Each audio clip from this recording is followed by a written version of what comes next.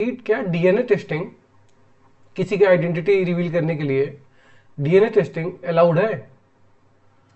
क्या DNA testing allowed है? देखिए सेक्शन 7 जो हम लोग पढ़ रहे थे उसमें वो सारे रेलिवेंट फैक्ट्स पढ़ रहे थे जिसमें काफ़ी चीज़ें थी। उसमें एक चीज़ थी identity. Any fact which reveals the identity of person is relevant fact. तो हमको पता है कि डीएनए से आइडेंटिटी या रिलेशन ऑफ पर्सन्स पता चल जाते हैं। तो डीएनए टेस्टिंग अलाउड होना चाहिए या नहीं? ठीक है, ये सवाल है हमारे पास। और हमको डील करने के लिए 2-3 एस्पेक्ट्स देखना पड़ेगा। सिविल क्रिमिनल केस में अंतर देखना पड़ेगा, उसको हम देखते हैं। तो आइए ध्यान से अब शुरू करते हैं कि क्या डीएनए टेस्टिंग सेक्शन 7 के अंदर आइडेंटिटी प्रूफ करने के लिए या रिलेशन ऑफ पार्टीज प्रूफ करने के लिए अलाउड होगा।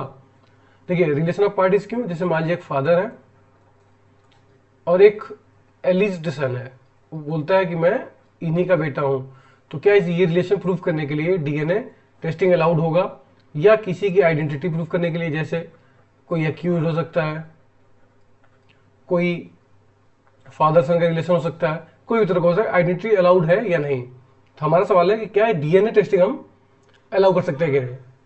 ठीक है, चलिए तो देखिए डीएनए टेस्टिंग देखने के लिए हमको 2 या 3 चीज देखनी पड़ेंगी। पहली बात कि सिविल केस में क्या होगा, और दूसरी बात क्रिमिनल केस में क्या होगा। ठीक है,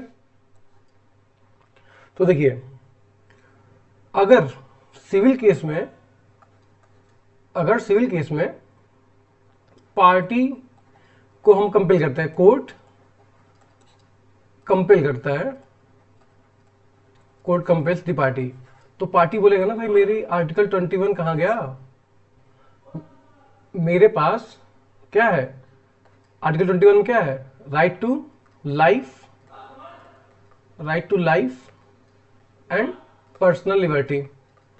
देखिए सिविल केस में अगर आप पार्टी को कंपेल करने जाएंगे तो पार्टी बोलेगी भाई मेरी आर्टिकल 21 कहां गया, मेरा आर्टिकल 21 है। तो ये क्लेम करेगा कि आर्टिकल 21 में right to life and personal liberty है, तो आप मुझे कंपेल नहीं कर सकते हैं। देखिए खुद से करना चाहे वो अलग बात है, पर मैं बोल रहा हूं कि कोर्ट क्या कंपेल कर सकता है कि नहीं। तो सिविल केस में सवाल उठेगा जब कंपेल करने का किसी एक पार्टी पे, एक सिविल केस का एक पार्टी है उसके ऊपर कोर्ट उसको कंपेल करती है, तो बोलेगा भैया आर्टिकल 21 मेरा कहां गया, मेरा ये इंडिविजुअल इंटरेस्ट कहां गया, इंडिविजुअल इंटरेस्ट कहां गया, तो ये बोलेगा। अब सिविल केस में जो दूसरी पार्टी होगी, अभी मान लीजिए कि ये फादर और सन पार्टीज हैं। सिविल केस में फादर और सन पार्टीज हैं और सन क्लेम कर रहा है कि ही इज माय फादर, और कोर्ट इसको कंपेल करने जा रही है कि आप डीएनए टेस्ट कराइए। ठीक है, तो ये बोलेगा कि सर आर्टिकल 21 मेरा कहां गया, और यही कोर्ट यहां भी देखेगी, जैसे यहां पे इंडिविजुअल इंटरेस्ट इसका है तो इसका भी तो इंडिविजुअल इंटरेस्ट है। इसका इंडिविजुअल इंटरेस्ट क्या होगा कि सर मेरा भी तो आर्टिकल 21 है। अब मेरे आर्टिकल 21 में क्या आएगा, डिग्निटी से लाइफ जीने का। अब अभी मैं बिना फादर के लाइफ जी रहा हूं, तो ये डिग्निटी कहां है इसमें, मुझे कोई कुछ भी बोल सकता है। अगर मेरा फादर प्रूव हो जाएगा तो मेरा आर्टिकल 21 होगा, वो पूरी तरीके से फुलफिल होगा। लेकिन अगर ये नहीं किया जाएगा तो मेरा भी आर्टिकल 21 वायलेट हो रहा है। ठीक, दूसरा क्लेम ये बोलेगा कि आर्टिकल 19 क्लॉज 1 क्लॉज ए के तहत मेरे पास आजादी है ये बोलने की कि हु इज माई फादर। ये ऊपर कर देता हूं, आपको दिख नहीं रहा होगा, हु इज माई फादर। अब यहां हो गया कंफ्लिक्ट, ये हो गया कंफ्लिक्ट। क्यों कंफ्लिक्ट हुआ भैया, चलिए एक बार फिर से बताता हूं क्यों कंफ्लिक्ट हुआ। तो देखिए हमको बात करनी है, we are trying to find किया कि क्या डीएनए टेस्टिंग अलाउड है कि नहीं। क्यों ये बात कहां से आ रही है, क्योंकि सेक्शन 7 में ये रिलेवेंट फैक्ट है। अब रिलेवेंट फैक्ट में डीएनए भी आ रहा है। ठीक है, अब हमको इसको देखना पड़ेगा सिविल और क्रिमिनल केसेस में। क्यों, अभी आपको अगले 10 से 15 मिनट में पता चल जाएगा। सिविल केस का मैंने एग्जांपल लिया कि एक फादर है और एक एलिज्ड सन है। सन केस किया है फादर पे और कहता है कि भाई यही मेरा फादर है। क्या कोर्ट इसको कंपेल कर सकती है, क्योंकि ये तो बोलेगा कि मेरी पर्सनल चॉइस, मेरी लाइफ एंड लिबर्टी है, मेरा आर्टिकल 21 है। आप मुझे कंपेल कैसे कर सकते हैं किसी चीज के लिए, आप मेरी आइडेंटिटी के लिए या किसी चीज के लिए आप कंपेल नहीं कर सकते हैं। तो मतलब मेरा इंडिविजुअल इंटरेस्ट है। वहीं उसका जो सन होगा, एलिज्ड सन होगा, वो भी कहेगा कि मेरे आर्टिकल 21 में मेरा भी तो लिबर्टी वाला पार्ट है, वो मेरे पास भी तो है लिबर्टी। कैसा लिबर्टी भाई, अभी मैं बिना फादर का सन हूं, तो मेरी लिबर्टी कहाँ गई? अगर मेरा फादर प्रूव हो जाएगा तो मेरी लिबर्टी मिल जाएगी। तो आर्टिकल 21 कंफ्लिक्ट में आया। और आर्टिकल 91A के तहत में उसके पास आजादी रहेगी ना बोलने के लिए हु इज माई फादर। ये दोनों आपस में दोनों इंडिविजुअल इंटरेस्ट कंफ्लिक्ट में आए। ये फादर का इंटरेस्ट, ये सन का इंटरेस्ट। तो ये हो गया एक इंडिविजुअल इंटरेस्ट, एक ये हो गया इंडिविजुअल इंटरेस्ट, दोनों कंफ्लिक्ट में आए। तो यहां कोर्ट कहती है कि जब इंडिविजुअल इंटरेस्ट और इंडिविजुअल इंटरेस्ट में कंफ्लिक्ट होगा तो हम किसी एक को कंपेल नहीं कर सकते हैं। हम एक को कंपेल नहीं कर सकते हैं क्योंकि दोनों इंटरेस्ट इंडिविजुअल है, तो हम किसी को कंपेल नहीं कर सकते हैं अनलेस एक बात एक्सेप्शन इसमें रहती है कि देखिए हम किसी को जबरदस्ती तो कंपेल नहीं कर सकते हैं, लेकिन अगर मुझे पता चल रहा है कि सामने वाली जो पार्टी है, जो सन है, जो हमारी सन है, अगर हम इसको कंपेल ना करें तो इसके साथ ग्रेट इनजस्टिस हो जाएगा। ग्रेट इनजस्टिस हो जाएगा कैसे? क्योंकि अगर मतलब ये फैक्ट है या एक सीन है कि अगर हम इसको ना करें कंपेल, जनरली क्या है, जनरल रूल क्या है कि जनरल इज दैट कि in civil cases DNA testing can't be compelled. ठीक है, जनरल रूल ये है। पर एक्सेप्शन इसका ये है कि अगर ये हम कंपेल ना करें तो अगली पार्टी जो है, उसका सन है, उसके साथ ग्रेटर इनजस्टिस हो जाएगा। मतलब कि वो क्या कहते हैं, बिना घर के वो इंसान हो जाएगा, बिना घर वाला। मतलब कि उसको आवारा तरह घूमना पड़ेगा बाहर सड़कों पर। ठीक है, ऐसी कुछ सिचुएशन आ जाएगी, या उसका टेंड हो जाएगा कि वो एक सेकंड रुकिएगा, या वो ऐसी सिचुएशन आ जाएगी कि उसको बाहर रहना पड़ेगा और बाहर रहेगा कोई भी लड़का, तो ये चांसेस हैं कि वो क्रिमिनल एक्टिविटीज में इन्वॉल्व जाए। अगर कोर्ट को ऐसा लगता है कि ये ऐसा सीन या ऐसा सिचुएशन क्रिएट हो रहा है तो यहाँ पे डीएनए टेस्टिंग कंपेल कर सकते हैं सिविल केसेस में। तो सिविल केसेस में एक्सेप्शन है और जनरल रूल ये है कि हम किसी के इंडिविजुअल इंटरेस्ट में और इंडिविजुअल इंटरेस्ट के कंफ्लिक्ट में किसी को कंपेल नहीं कर सकते हैं। ठीक है, ये तो है सिविल केस की बात। अब बात करते हैं क्रिमिनल केस में क्या होगा। तो क्रिमिनल केस में क्या होता है, एक पार्टी एक्यूज होती है, दूसरी पार्टी स्टेट होती है। यहां भी सेम वो बात बोलेगा आर्टिकल 21 वाली कि लाइफ एंड लिबर्टी, ये सब चीज। और एक आर्गुमेंट इसका और आ सकता है, एक आर्गुमेंट इसका आर्टिकल 20 क्लॉज 3 का आ सकता है। अगर आप लोग आर्टिकल 20 क्लॉज 3 पढ़े हों, एक सेकंड में देख लो। अगर क्रिमिनल केस में एक्यूज को हम क्या करें, कंपेल करें, तो यहां भी वो बोलेगा कि सर मेरा आर्टिकल 21। और एक और बात बोल सकता है आर्टिकल 20 क्लॉज 3। 20 क्लॉज 3 क्या कहता है कि सेल्फ इंक्रिमिनेशन नहीं कर सकते हैं। सेल्फ इंक्रिमिनेशन मतलब कि इसको कोई फोर्स नहीं कर सकता है अपने आप को इंक्रिमिनेट करने का। ठीक है,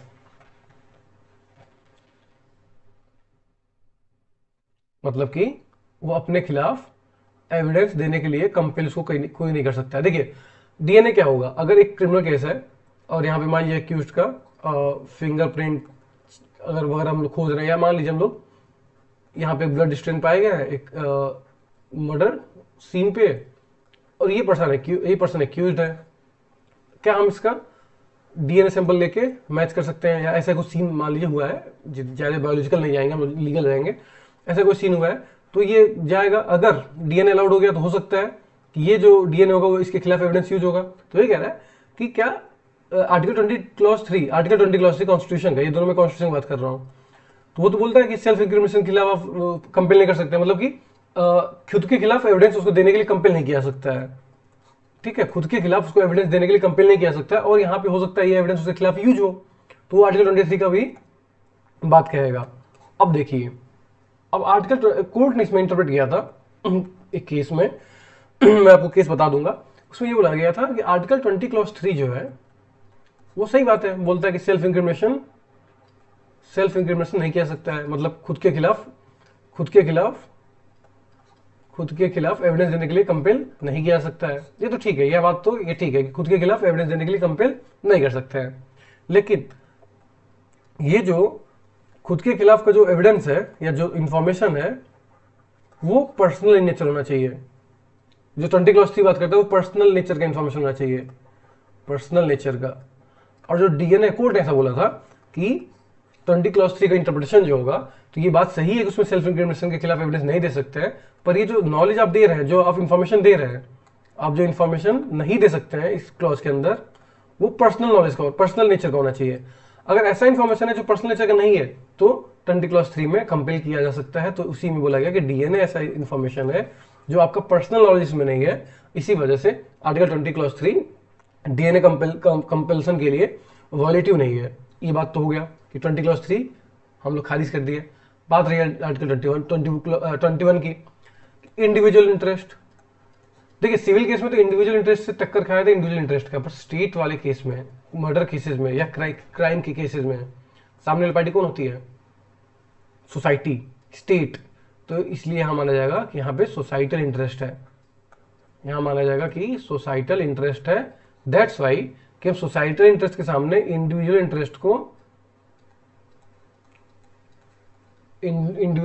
को ज्यादा ऊपर नहीं रख सकते हैं और सोसाइटल इंटरेस्ट को ऊपर रखेंगे। इसीलिए क्रिमिनल केसेस में एक्यूज्ड को डीएनए टेस्टिंग के लिए कंपल किया जा सकता है। ठीक है, अगर आपको चाहिए होगा मैं आपको 2-3 केसेस पे दे दूंगा, लेकिन वो मैं केसेस का नाम दे दूंगा और थोड़े थोड़े फैक्ट्स दे दूंगा, आप उसको पढ़ लीजिएगा।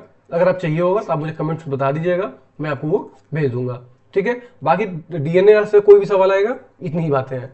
आपको क्रिमिनल में याद रखना है कि एक्यूज 2 बातें बोलेगा, 21 और 20 क्लॉज 3। 20 क्लॉज 3 में क्या है कि खुद के खिलाफ एविडेंस देने के लिए कंपेल नहीं कर सकते हैं, या खुद के खिलाफ इंफॉर्मेशन जो कि एविडेंस में यूज होगा वो देने के लिए कंपेल नहीं कर सकते हैं। पर इसका 20 क्लॉज 3 का जो प्रॉपर इंटरप्रिटेशन है वो क्या है कि जो इन्फॉर्मेशन है वो पर्सनल नेचर का होना चाहिए। जो आप इन्फॉर्मेशन नहीं दे सकते हैं 20 क्लॉज 3 में, वो पर्सनल नेचर का होना चाहिए। मतलब कि जो इन्फॉर्मेशन पर्सनल नेचर का नहीं है वो हम 20 क्लॉज 3 में कंपेल कर सकते हैं। तो DNA is not a personal nature का इन्फॉर्मेशन, जो आपको सिर्फ आपको ही पता होगा।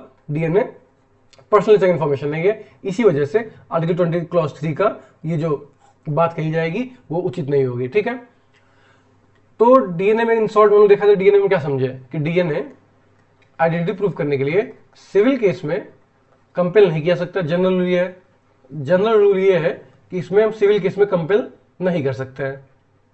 ठीक है, पर एक्सेप्शन क्या है कि अगर ग्रेटर इनजस्टिस या ग्रीव इनजस्टिस हो रहा है सामने वाली पार्टी को तो हम कंपेल कर सकते हैं। ठीक है, ये कोर्ट का डिस्क्रिप्शन होगा। क्रिमिनल केस में हम सोसाइटल इंटरेस्ट को ऊपर रखेंगे और डीएनए टेस्टिंग कंपेल कर देंगे। ठीक है, तो हमारा जो पहला क्वेश्चन था आज का कि क्या डीएनए टेस्टिंग सेक्शन 7 में बीएसए के अलाउड है, तो हाँ जी बिल्कुल अलाउड है और हम इसको कंपेल भी कर सकते हैं डिपेंडिंग ऑन सिचुएशन, सिविल है या क्रिमिनल। ठीक है, तो पहला सवाल आज का होता है ओवर।